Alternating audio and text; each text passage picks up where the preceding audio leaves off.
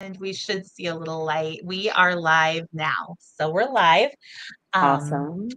Hopefully everyone will hop in here and start interacting with us. But yeah, so thank you again for that connection because that was just, it just really reiterated for me how important it is to just continue to share these stories. And you just never know who's going to run across, not even the person that you're talking to, but like in our situation, you just cross paths with somebody virtually and we're able to make this profound connection.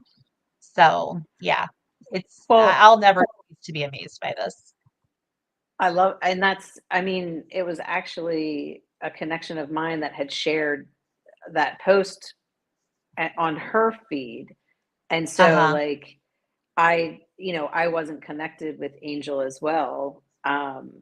until like, so there was a definite, synchronicity or serendipity that had happened, especially because I think we had literally just gotten off. We had just Yeah. talked, I mean, days Yeah. before. Our connection was brand new. So yeah, and all of that happened because I hosted a painting event. And I asked for vendors that would be willing to sell me something that they made or did at a price point at a certain dollar amount. And Amanda answered the cry for help with her Mary Kay. And one thing led to another, and that's how I got to you, and eventually how I got to Angels. So yeah. Yeah. So I and her story is just crazy, absolutely crazy. Well, I mean, even the bravery and the courage for her to put a post out, like not necessarily about her story per se, but you can only imagine why someone needs a new social security number Yeah, or why somebody needs a new identity. right. Like people don't just randomly, Yeah, like yeah, try to figure exactly. that out. So Reestablish all of that. Yeah, yeah, yeah. exactly. And Yeah, I hope she was able to find at least some sort of, however it yeah. works. I hope that she's able to. Well, Um, it was interesting because that particular the act that she was referring to, which I actually believe is a law, is a part of the VAWA Act, the Violence Against Women Act, and it is a very obscure part of it. It's not something that's well known. I actually reached out to a few friends who work in the DV, I don't want to call it industry, but sort of in within those types of organizations, and a friend who's a lawyer to say, "Hey, what do you know about this?" And he was mm, like, "As much as you do by Googling it, because I've never run across it." And in his time of prosecuting, he was specifically prosecuting those types of crimes. So, yeah, it's just so unheard of. So, huge kudos to her for advocating for herself to even find that that was a potential solution, and then to go beyond that to realize that potential solution has a lot of disconnects along the way. But that's to be expected because VAWA has gone under significant reformation since the time that it was enlisted, I believe in 2000, enacted. I always use the wrong terminology. Enacted. I think it was 2005 when okay. VAWA, the Violence Against Women Act, first came to be. Um, and it's gone under, like I said, several revisions and reformations since that time. And so I think that some of these caveats of that act were overlooked. And because they weren't Mm. as in demand as maybe other aspects. So, yeah, Well, yeah. so what if, like, from your standpoint, what,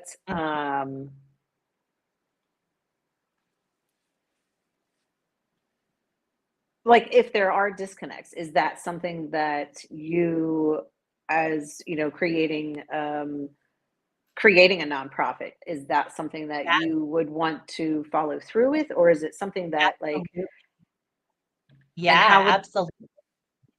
Well, the thing is, so the Hale Act is the act that she was trying to seek services under. And the Hale Act says that if a woman is a person, not necessarily a woman, but a person is in a situation where they have a case of extreme domestic violence, then they can enlist the Hale Act to obtain a new social security number. And it's not just about, what's interesting is it's not just about reclaiming a new identity or claiming a new identity. It's also for women who have been victimized by financial abuse. mm, So originally the thought was a woman would get a new social security number and be able to start over with sort of a clean slate, so to speak, with regards to her credit. The problem is a brand new credit score or a brand new social security number comes with a very low credit score. So oftentimes by getting that new social security number, she's even further behind than she was with the existing social security number. So then when you talk, there was actually an article that I came across by a law student who wrote about the Hale Act to say when it was first enacted in 2005, it had more merit than it does now because that was prior to Google being the mm, cyber monster that it is. It was prior to the days of artificial intelligence and signing into your iPhone with your facial recognition or a thumbprint to get into your building where you work.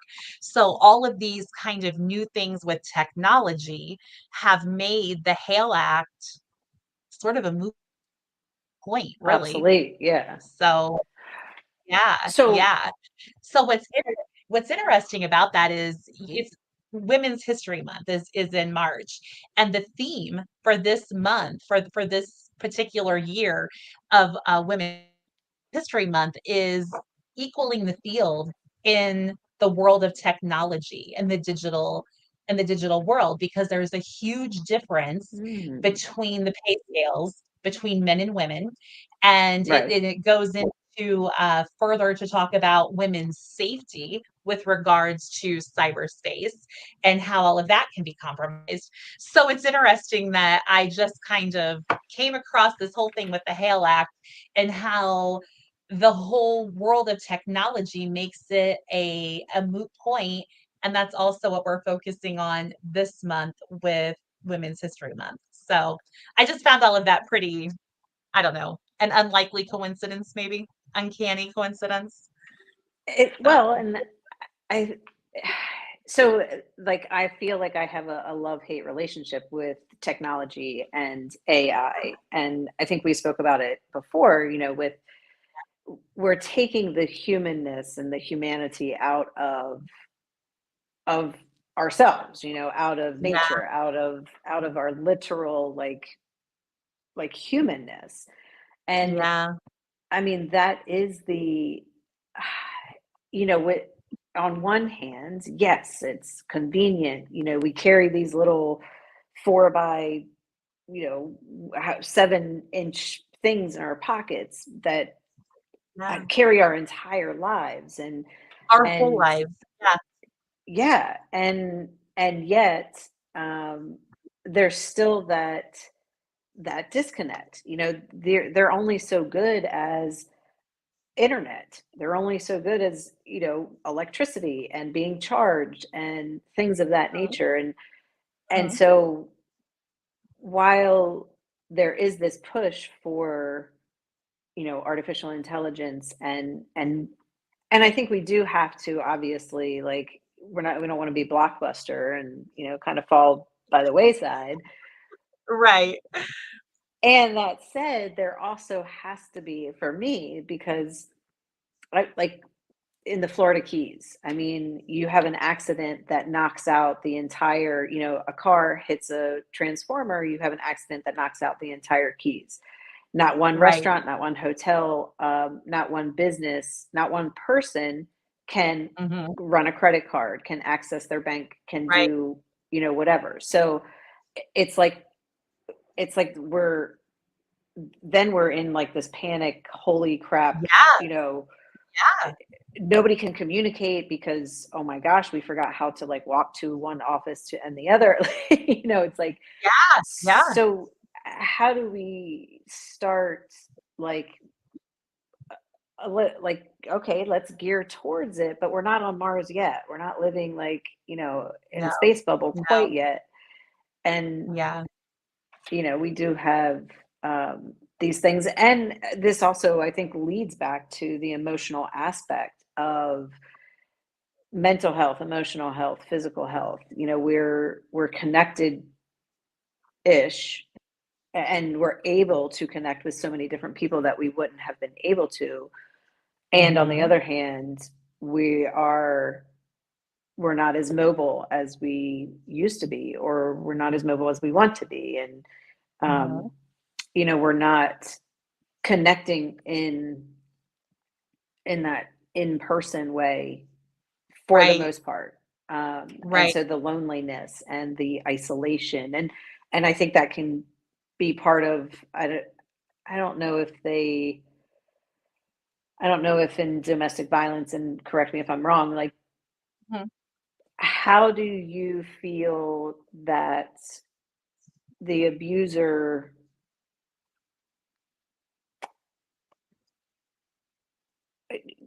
how do they charm, mhm. and then it leads into, or again, I'm, like, how would you say that that happens The where, isolation aspect of being with yeah. it, yeah, yeah. Well, a lot of time in my situation, I was in denial being Mm, that I was being isolated, that I was sort of being held captive. I mean, not like I wasn't locked in a dungeon or anything like that, but I was definitely pulled away from my normal social circles. mm, Um, I because I was embarrassed. I didn't want anyone to know what was happening in my personal life. And so I can mm, remember one year it was Christmas Eve and we had gone it was literally it was Christmas Eve, and that evening on my mother's side of the family we always got together at my grandparents house to celebrate Christmas. And so we always did a gift exchange, and there was like a $20 limit or something like that. So I had drawn my uncle in the gift exchange. And one of the things on his list was some kind of like brute cologne or something.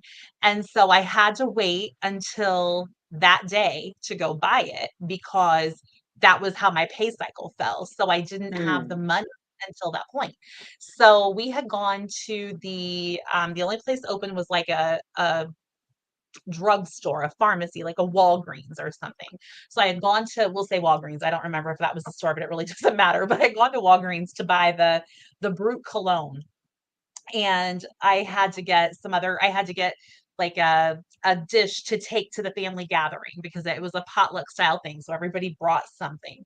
And I probably needed to buy a few other gifts. I don't know. And I didn't make much money at the time. I was working as a nursing assistant and I was pregnant at the time with my second son.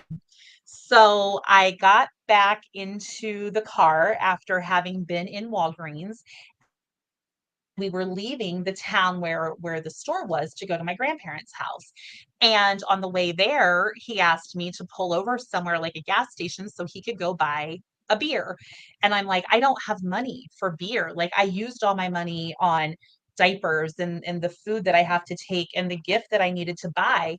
And then I had to put gas in the car because we had to drive from one point to the other. So he became enraged because I didn't have money for the beer. And I'm driving the car. It's winter in Ohio, and we had just had a bunch of snow, so the road is snow covered.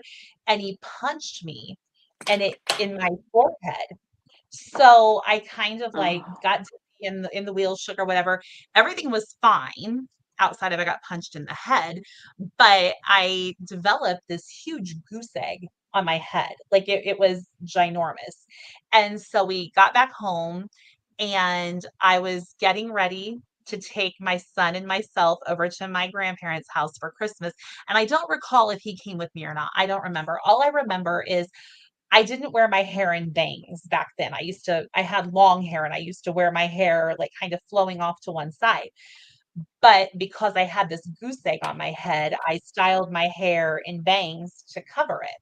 So I walked in and my grandpa was always very perceptive, and everyone knew. As much as I thought I was hiding it, everyone knew, because I'm a very social, gregarious type of person. And so when I got with him, all of a sudden that ended. So, people, they put two and two together no matter how much you think you're hiding it. So anyhow, I come in and my grandfather says, "What happened to your forehead?" So I make up this story about how I'm laying on the couch and had taken a nap, and my older son at the time wanted to play, and he had found a softball. Why a softball? I don't know. It was the first thing I could think of. He had found a softball in his toy box and threw it at me. And because I had been sleeping, I wasn't alert enough to catch it. And it just so happened to hit me in the head. And that's how I got the goose egg on my head. So, all of that just to say, for me, the isolation happened out of embarrassment. I have heard stories where women allow themselves to become secluded from their friends and family and activities that they once did, or even prohibited from working outside the home, because there's this urgency put on tending to their abuser's every need. Like, I have to be home to do these things, have dinner on the table by a certain time, the kids bathed and in bed, and the house clean, the laundry done, et cetera, because he works outside of the home. So it's my duty to do all of these things Mm, inside the home. And if I don't have these things in order, there will inevitably be hell to pay when he gets home. So I think the reasons for the isolation can be multifaceted, just like they are with the types of abuse that happen. So, right. yeah. Well, and so kind of segueing into that as far as in the types of abuse, because obviously physical people can see, you can see a goose egg and Mhm. bruises and things of that nature. Right, right. But the emotional, mental, financial aspects, like how does it, coming from someone who Mhm. had has a different story, like how does it progress, and does it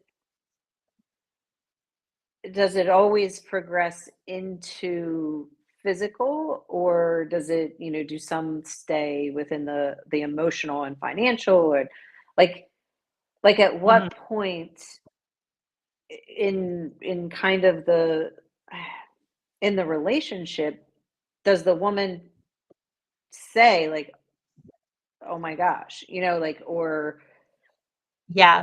Well, I think that depends, again, because using my own example, there was a period of time where I wasn't 100% sure that I was in an abusive relationship.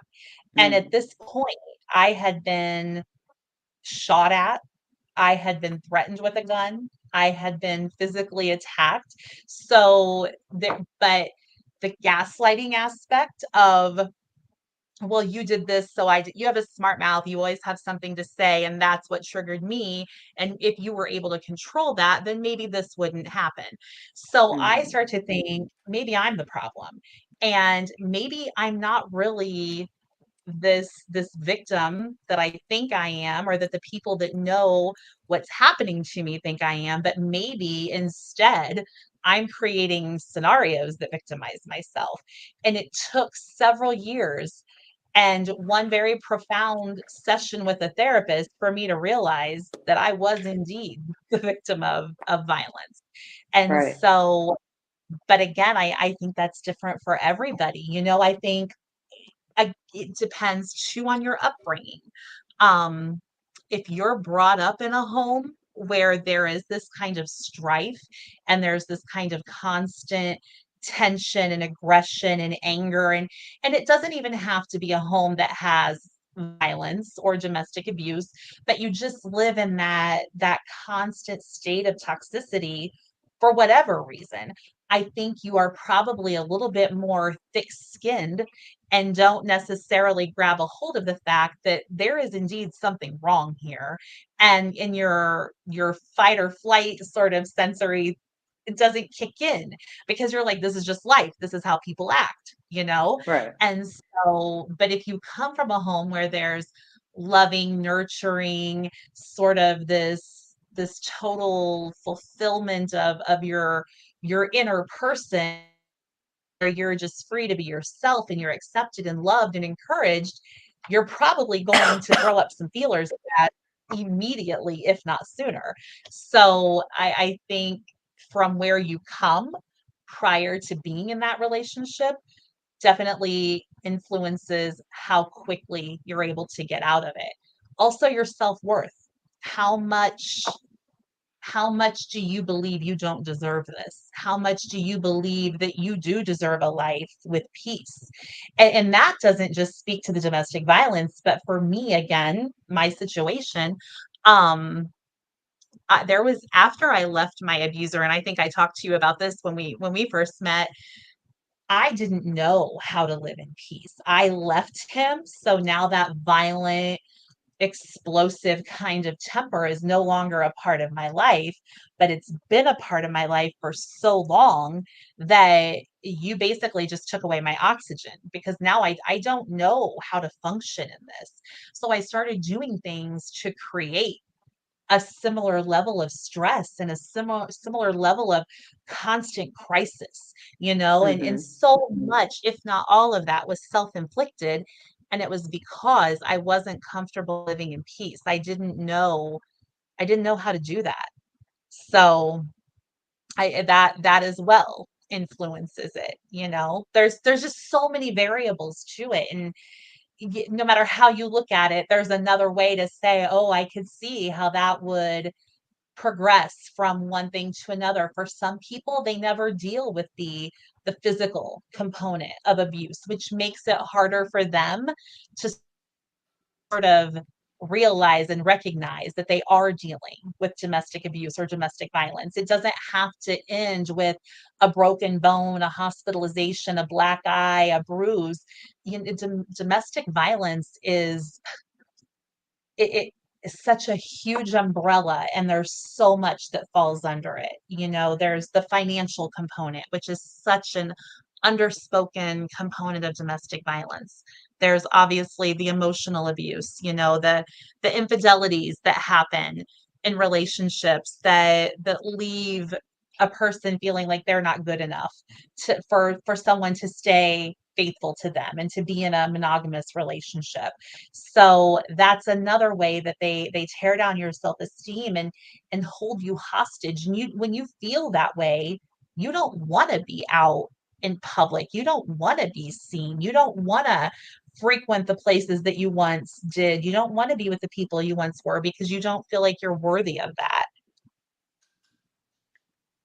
And that's with the, some of the clients that I've had, not necessarily within the domestic violence realm, but Mhm, there, as you were saying, there's more of the with the upbringing, parents, regardless of mhm, how good of a person they are, or regardless of how much they want to love their child or that they do love their child, if they are mhm, not emotionally regulated, one, within themselves individually, and two, within their own relationship between, their partner, significant other, man, mhm, woman, however it goes, then the child automatically feels that tension. And this is, when it takes more energy to repress and suppress these emotions than it mhm, does to actually express them.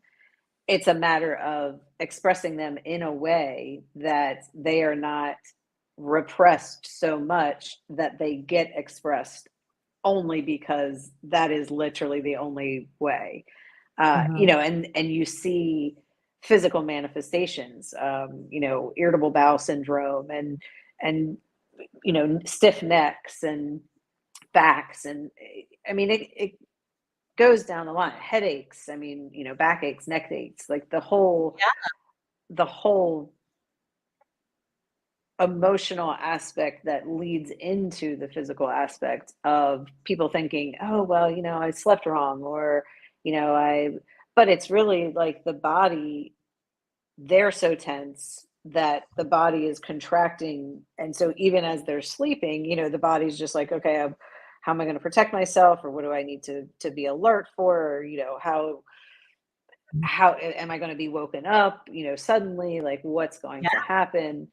And then, right. yes, as you were mentioning, like that kind of addiction to chaos, where we start creating this, many of my clients come and then, okay, what do you want? They're like, peace, love, and happiness. And it's like, Yeah, like, yeah, yes. yeah, And yeah, what does that mean to you? And they're like, I right. have no clue. I'm like, Yeah, yeah. I just know gotcha. I want it, and it feels so Yeah. unattainable. It look right. And it looks like, it's like a commercial, even Yeah. the even the commercials that are like, they have 14 lines of, um what are those? The things that can go wrong, disclaimers Oh, and like, things like, yeah, the terms and yeah, right, right. but they Yeah, put you in a bathtub, holding the hands, and you're on yeah. this lovely cliff watching the sunset. And it's like, oh, that must be what it's like. Like, Right, right. sure, I think it's different for all of us though, right? Like, achieving true happiness is as individual as we are. Absolutely. And Yeah. that's why people have such a that's why it's such a challenge for people to even realize what that means for them. Like, and and as you were saying, being in denial about abuse, and your family wants the best for you, right? They know that something's wrong, or they know that they want you to be happy, but no one Mhm. ever asks this person, like, what makes, like, I want you to be happy, so I think that you need to get out of this relationship. Yes, Sure, yes, but what's really going to make you happy? Like, yes, what, yeah, you know yeah. um what does that look like? Well, I think in understanding that my happiness is my happiness, it's inside of Mm. me. Hmm. It's not found in another person, and it doesn't come from people giving me their unsolicited advice on how I can find happiness. My happiness is within me. And here's the other thing, speaking about this whole technology and everything that goes with that. And we wouldn't be here today having this conversation. I wouldn't even know who you were if it weren't for technology. So for that, I am incredibly grateful. So technology definitely has a place in my heart, but with technology comes the comparison of my life to somebody else's life. And if I'm in a particular point of my life where I'm in a valley and not on a peak, and everyone around me seems to be at the peak of their life, then all of a sudden I think that's where I need to be to find happiness. But maybe I don't have the tools and the resources and the life purpose to get there. I just think that's where I need to be because that's where they are, and they look happy, but are they happy? Is that just the facade that we give to our social media? And social media is such a mainstream thing to the point that, and I've told several people this story. I'm like, yeah, the whole connected thing, and that's my word for 23. And then I met this lady who introduced me to another lady, and she said, what do you know about changing your social? And I immediately thought media, and she was talking security. Like, never in a million years did I think social security, like you said social and I thought media. Like, if you said peanut butter, I would say jelly. You know what I mean? It was that Right. automatic of a reflex. So I think there's definitely something to that as well. So, And that, there's a, somebody that I'm connected with, who she's like, okay, if we are all speaking the same language, which, basically for most of us in the United States is, American English, and we're Yeah. speaking that, but we're not understanding each other. Then how are we communicating? How are we really saying what we want to say, or not saying what we want to say, or expressing ourselves but not really? And I think this goes to the whole social media.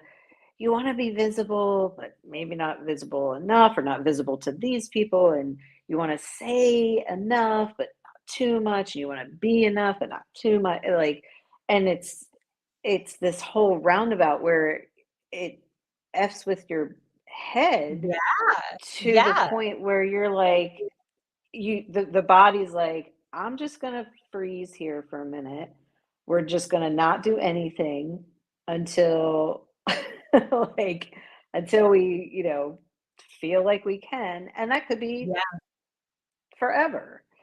Yeah. Yeah. I here's another example of how integrated social media is into my life. Like I said, I'm from Ohio. I'm hosting an event in Ohio in May, and it's a fundraising event for a larger event that I'll have in October, also in Ohio. And I am selling tickets for the May event. So the tickets are sold through my website, through an Eventbrite link. It's a whole thing. And I've done this big social media push about this event. So today, the woman who organizes and manages the venue where I'm hosting this event in May says to me, "Could I sell tickets here at the store?" I never even thought of that.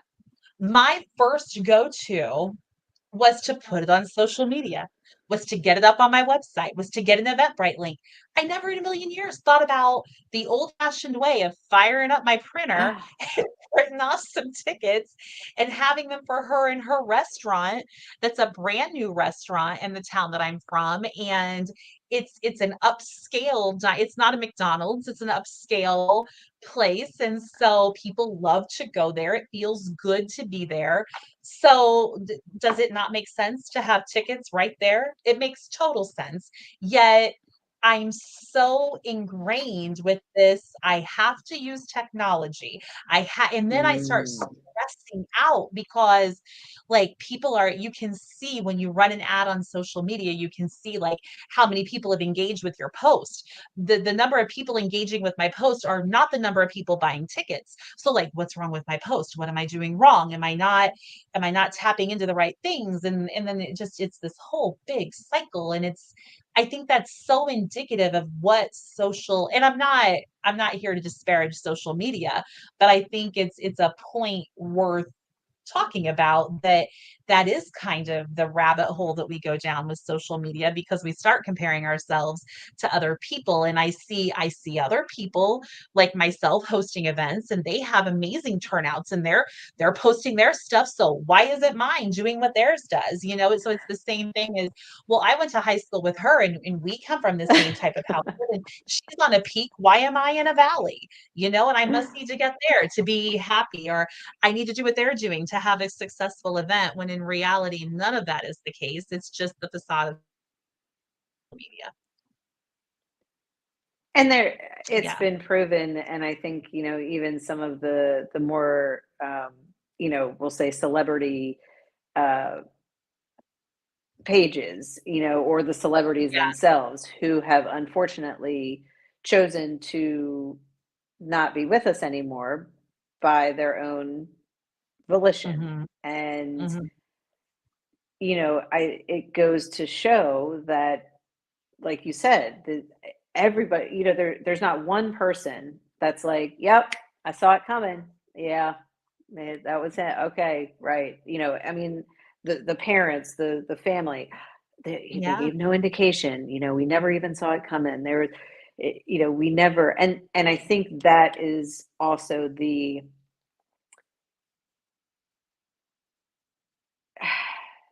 everyone is kind of afraid, or most people are afraid to go deeper than the surface level. Mhm. Most people Mhm. are afraid to express it, and most people are afraid to even, when I was going through what I went through with alcohol, Mhm. those closest to me could only want the best for me, and they could only tell me to stop drinking. But no one ever asked me what was going on. No one ever Mhm. said, like, like, how are you feeling? Like, what's up?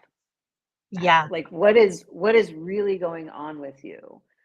Mhm. And I think, one, it's not necessarily their responsibility, but two, there's this kind of, we're just connected enough to be like, okay, like, she's cool, yep, she's cool, awesome, great, da da da da. But then when we start digging into the nitty gritty of it, it's like, oh, no, no, no, I don't want to hear about that. No, Yeah. or Yeah. that Yeah. that's too triggering, or that's too this, and it's like, we're all in this life together. I mean, we're really, the universe. We're all connected. It's you Yeah. and me and them and they and whomever. Mhm. And this is, you know, the our quote unquote reality is what is happening. And Yeah. we just want to separate and divide, like, okay, well, this is over here, and if we fragment this a little bit more, and if we, kind of like, oh, put these a little aside, and then Mhm. and we do that within ourselves. Like, if I just shove this down, then maybe the happiness will come through. Or if I just repress, this anger, then I'll be a good person and I won't have to, worry about whatever. Um, Yeah. Yeah. and yeah, social's definitely, and then you have filters, and then you have, now they're saying on with AI that they're just making people up. And they're not even real. Yeah. Like, Yeah. I read something the other day that AI can, like, write a whole book, and I'm like, "That's such cheating." Like, that's not how you do this. That's not how this works. Yeah. but apparently I did see, okay, so AI writes the book, but it's not, it's, you have to be careful with copywriting and with, um, Uh, whatever, because it is the AI or the chat or whatever, oh, who's ever it, plagiarism and whatnot. Yeah, that makes sense because because it's the property of the AI company creator. yes, That's yeah. interesting. I hadn't thought of that. Okay. Yeah. Well, that makes me feel a little bit better. Images, the same thing. Like, people are like, oh my God, yeah, this is great. I can finish college in 3.2 seconds. Like, Yeah. woohoo. But Right. it's, Right. it's like, Yeah. so Yeah. it's interesting. I hear you. I hear you. I think that, talking about the whole repressing and suppressing your emotions, what again, my experience, one of the things that I was doing when I was in my abusive relationship was being dishonest about literally everything, about Mm. my marital situation, my living situation, my financial situation, my situation as a whole. Anything that I told you was probably at best a quarter percent true. So for me, writing my book was, here's the thing about writing a book. When you write a book, the people that you know want to read your book. And while that is incredibly flattering, it's also terrifying because in my book, all of my ugly truths are put from my brain to pen to paper and then published and put in this pretty little package and sent out to Amazon and Barnes and Noble and to all of the people across the world that want to read my story. And I would much rather that it was a complete stranger off the street reading that story than somebody I went to high school with or someone that I worked with or someone that was my neighbor in the town of 200 people that I grew up in. Like that felt so exposing. But in the same breath, while it was definitely exposing, it was so damn freeing. There was Mm. something so, just this big exhale to say, you know what? This is my truth. And now I've spoken my truth. So you heard it from me. You don't have to assume or fabricate where you don't have facts. You don't have to wonder or question or judge what you don't know or don't understand, because I just laid it out for you and told you. And it took a lot of inner strength to do that, but it also gave me a lot of strength. Like, as much strength as I expended telling that story, I got at least 10 times that back, because Oh, that full disclosure thing and just being able to say, I'm taking all these blockages out and I'm giving them away. Like, we're done with that. I'm not suppressing anything anymore. And I am a highly emotional person. I I I am fueled by emotion. That's just who I am as a person. So to not be able to express myself for whatever reason, because I was afraid of that scrutiny, that judgment, of that violence that would come from me saying, I don't like you being out until 2 o'clock in the morning. I don't like finding condoms in your jean pocket. I don't like finding phone numbers. I don't like it when you hold me hostage with your gun. I don't like it when I wake up in the middle of the night to you beating the crap out of me while I'm in a dead sleep. I don't like those things, but I can't say it, because if I do, inevitably there's going to be a response to that. And it's going to be one that is not favorable for me. So right. again, suppress and hold it in and don't talk about it. And then I can't tell my family because I'm an intelligent person. How does an intelligent person let something like this happen to them? So now there's that embarrassment that I'm not living up to my full potential.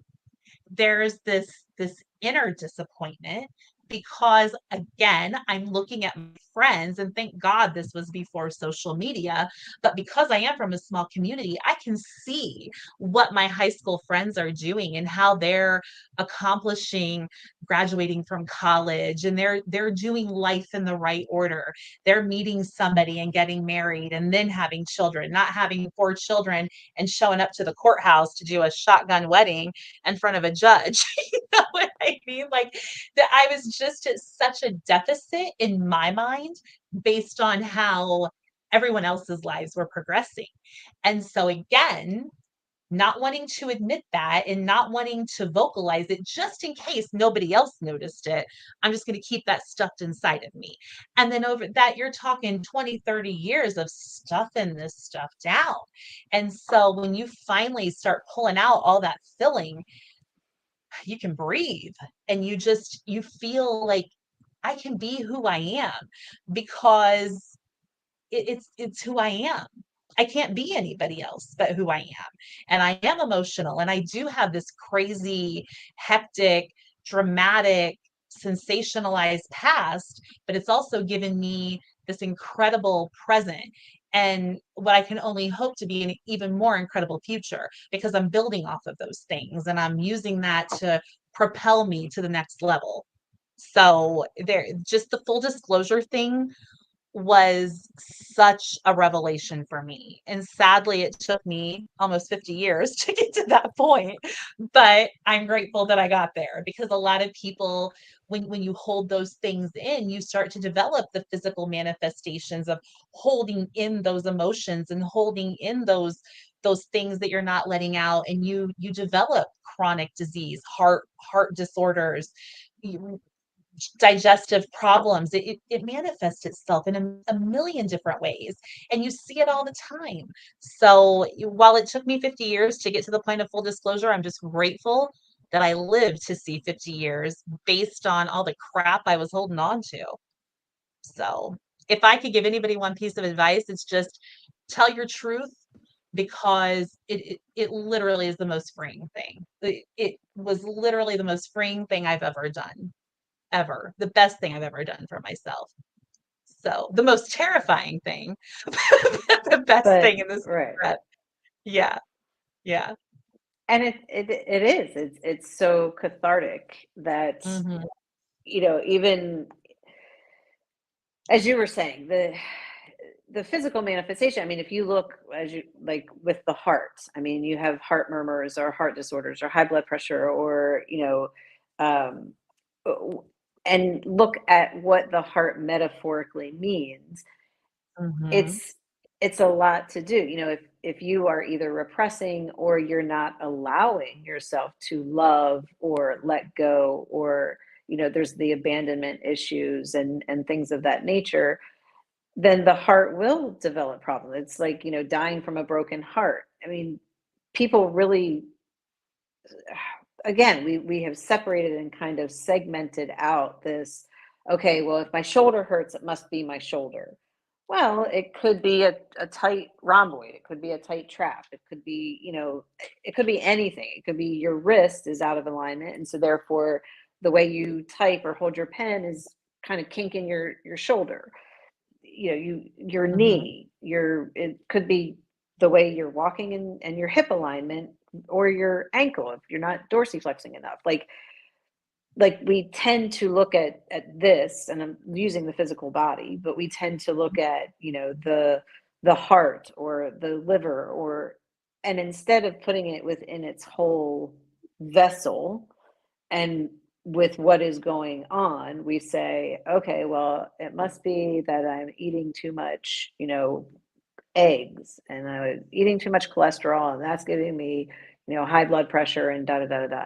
Even though I'm living in a situation where love is not being received, I'm not able to give it the way that, I want it, or my needs aren't being met, my desires, like, the whole Mhm. shebang, and therefore the heart's like, well, we'll either pump harder, or we're gonna create blocks. Yeah. And I think along your point with and I've been thinking about this with, you know, Alcoholics Anonymous. We can't stay anonymous because that, one, it doesn't help the next person, and two, it really Mm. doesn't help us, because anonymity means that we're either in denial, that we're either stopping the shame, the guilt, the judgment, and we're not processing it. We're just holding it in. We think that, okay, we're if we, have this certain group or whatever, but there's no flow, there's no Mhm. movement in that, versus, as you say, when you start to own all that shit and you're like, oh my god, like, Yeah. I mean, some of the, like, I am, and I say this with, kind of jokingly, but I mean, my husband would find me like in a ditch. Like, I guess either I would try to ride my bike home or I would try to walk home, or then he'd just find me in a ditch, like, kind of a block or two away from the bar. And he's like, what if somebody else found you? What if you got run over? What if, nobody ever found, like, what if you, Yeah. just what if? And Yeah. it's like, and then you get so, oh, I can't believe I did that, because I know better. I know better. But Mhm. it's not Mhm. intellectualizing it. We're all smart enough. Like, we all, like, that has nothing to do No, with, it's not a reflection of um your intelligence at all. yeah. And I think that, like you said, that's tough for, my husband used to always say, he's like, you're the smartest person just doing the dumbest things. And I'm like, yeah, I hear you. Yeah. Yeah. I got, Yeah. Yeah. so it's it's definitely, yeah, there's a lot more going on, and I really wish that people would, um or, for you offering it in the domestic violence community, and me offering it, with alcohol abuse. I hope that, even coming together, because I think that those two There's kind yeah, of, for correlate a sure. lot. Yeah. Um, but coming together and really giving people that space to be like, you know what, fuck this. Like, ain't no shame in Mhm. my game. Like, here's what I did. I can only go forward. I can't, Yeah, there's like, I have to go forward. There's no other yeah. way. Well, Um, and by me telling you that this is what I did, I'm taking the power back from that. So I'm not hiding it, and I'm not kind of waiting in limbo for you to call me on it, for you to say, "Look, I know that you're out here creating these scenarios for yourself." And, for me, it was my promiscuity. That was my drug of choice, was trying to find happiness and fulfillment in another person. And it led to a life that was less than fulfilling because of how I was shortchanging myself in that way. And it mm, also caused me to become very, very, very dishonest. I would create entire scenarios. I mean, it was literally like I was an addict. I unfortunately have a son who deals with addiction, and his reality is so altered sometimes. The things that he tells me is just so far from the truth. And I look at that and I recognize it. I recognize that alternate reality that he lives in, because I did the same exact thing. And mm, I think, speaking to your point about us coming together, because whatever it is that causes us to go down these roads where we don't feel like we can talk about what's happening, whether it's because we're in an abusive relationship, or we're dealing with something that we don't know how to deal with, so we're turning drugs and alcohol to sort of medicate that, and to subdue the pain of that. We all have a similar foundation, cracked foundation that we're standing on. And when we say that, when we say, look, I have a lot of cracks in my foundation too. And maybe if we all come together and support each other, and it doesn't have to be as extravagant or dramatic or sensationalized as addiction or domestic violence or any other type of gambling or porn addiction, or whatever your thing is. It doesn't have to be that big. It can just be, I feel like I keep coming to this point in my life, and it's like Groundhog Day, and I just keep coming back to this. It's so familiar, and I don't know how to get past it. Can we all just work together to talk about what it is, and I can feel safe with you to just spill my truths out, and I don't have to go as far as writing a book and putting it out there for the whole world to see. I can say my truth in my own everyday life, and that can be enough, and that can be the piece that keeps me from feeling like I just need to keep shoving this stuff further down and further down, to the point that there's no more room to shove it. And at some point, there is going to be a physical manifestation of all of these things that I'm clogging my body with. I really think absolutely. that's the, yeah, I would And just love to see us get to that. yeah, and for me too, I think with I have because safety has such a wonderful connotation, and yet sometimes safety, I think, can keep us in this like little bubble of ourselves. And Hmm. so for me, really realizing that safety can have two meanings, but letting go of the letting go of safety as no risk, because the only you have to take a risk. The risk takes you forward, and that might be telling your story, or writing the book, or just you know however it happens. But I really think that safety has to be defined differently, because there's always going to be a risk in we have to have challenges and obstacles and risks in order for us to learn and take that and move forward. And so Hmm. I hope to create spaces and like I said, they have to be safe is a word that people use, but also safety does mean no risk. Hmm. I'm always like the etymology, like what does the word mean? And Yeah, so yeah, how do we, create where, there's that,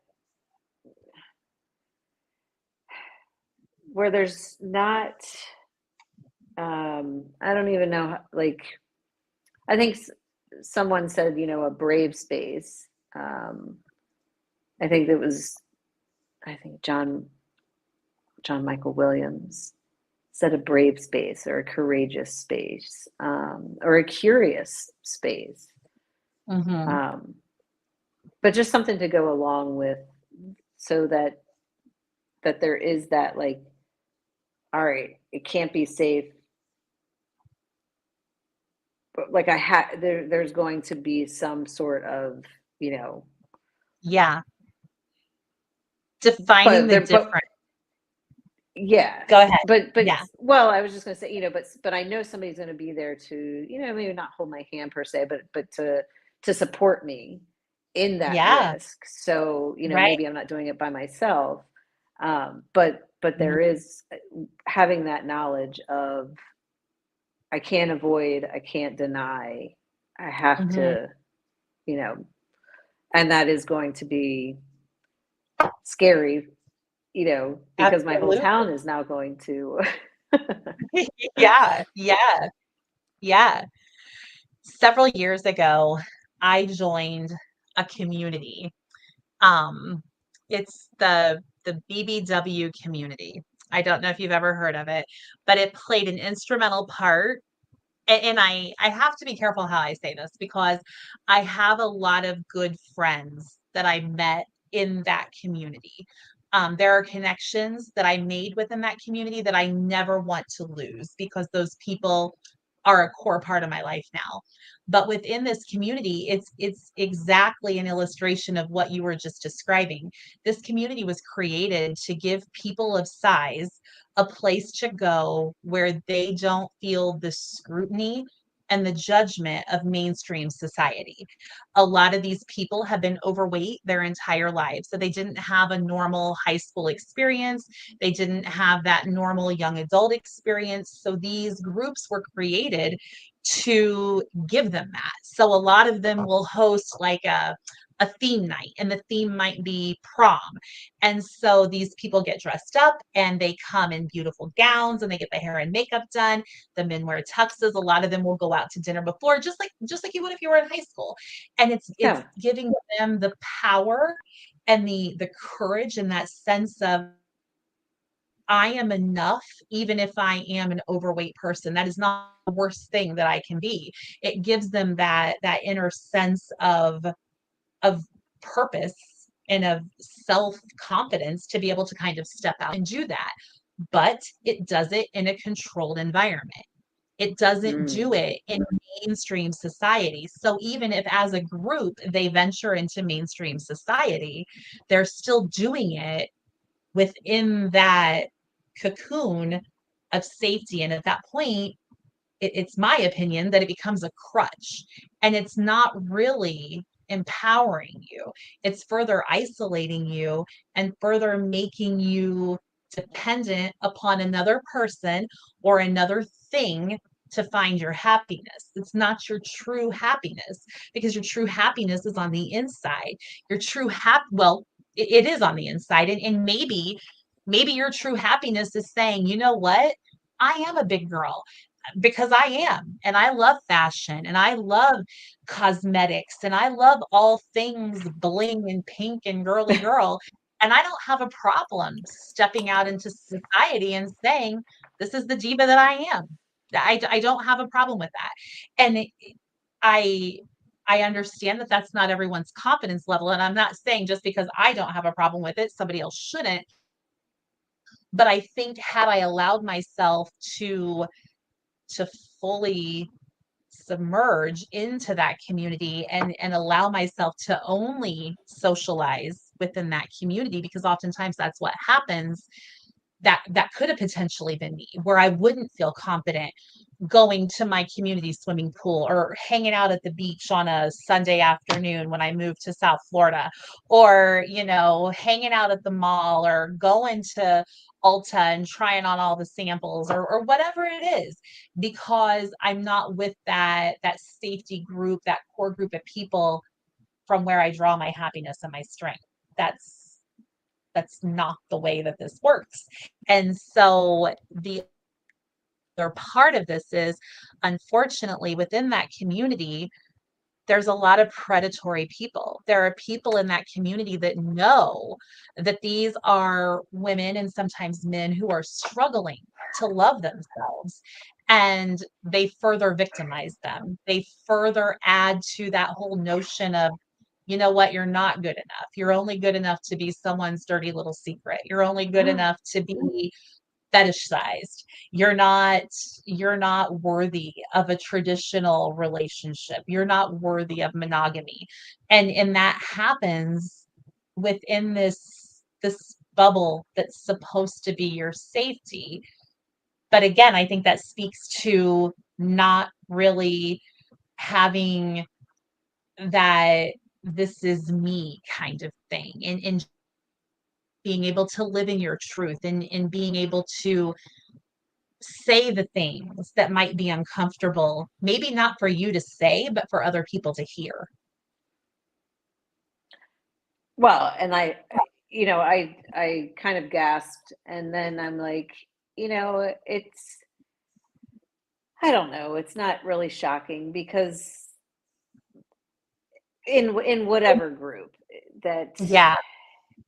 there are those who are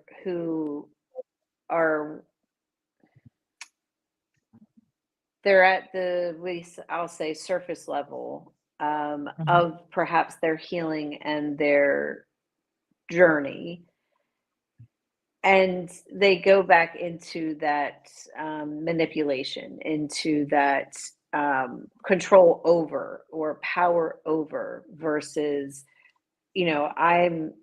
I have this power inside and I am enough. And so that makes it like I don't have to have power over somebody, or I don't have to have Right. control over. Right. And it's, you see it with AA, and um, Mhm. they suggest the whole thing, like, don't have a relationship for a year. But it's even within the sponsorship, like, that person, regardless of how long they've been in there, is still on their journey. Like, they haven't been trained to, nor should they. Like, I've been in rooms with, doctors and lawyers and restaurateurs and regular people, and I mean, just the whole gamut. And Yeah. everybody within themselves, sure, they have the same experience, but it really isn't their responsibility, and they're not like emotionally regulated themselves to handle their own shit, plus plus Mhm. yours. Mhm. And I think that, like you said, it gets very to the point where we're we're we're creating these groups around the symptom, you know, alcohol, being overweight, sex, drugs, rock and roll, like whatever it may Yep. be, over Yep. exercising, and you create these groups around that. But there is no like, but what the f is up with me? Like, I'm not over exercising, and these people aren't. We're not all over exercising for the same reason. Like, we're not. Yeah. Yeah. So how are we healing that, like, down here, versus I'm going to stay in these groups to feel comfortable again, which got me in trouble in the first Mhm. place. Like, Exactly. Exactly. Yeah. Yeah. Absolutely. that's a wow. I mean, we could go on for days, I feel like. I know. I just looked at the time. We've been on here for an hour, and I feel like I could go another. I I'm sure absolutely, yes. they're gonna kick us off. But I love a good conversation. And so this was definitely definitely a good conversation. And I think that we've had a couple people hopping off and on here. So hopefully they'll catch us on the replay. And I would love some interaction for people to kind of weigh in on the things that we were talking about and share their experiences and thoughts on everything that we were talking about. And we'll kind of be watching the comments so that we can reply back to those and just continue the conversation maybe in the comments. So Awesome. yeah, yeah. Well, Crystal, I really, really appreciate you. I am so grateful that our paths crossed. Seriously, I'm so glad that I put the word connected out there because I am being rewarded with that in a bounty. So yeah, I'm so happy that our paths crossed. And I look I forward love to it. more of these types of conversations. Yeah. Stimulates Likewise. the mind. Good for you. It's a Oh good my way to get gosh. rid of some of those emotions stepping down. Get it all flowing. Yes, I love it. Exactly. Exactly. All right. Well, thanks again for hopping on. And Thank that's you. where this ends for tonight. Awesome. All We right. shall speak soon. Yes, ma'am. Have a great evening. You as All well. right. We'll talk soon. Okay. Bye-bye. Bye.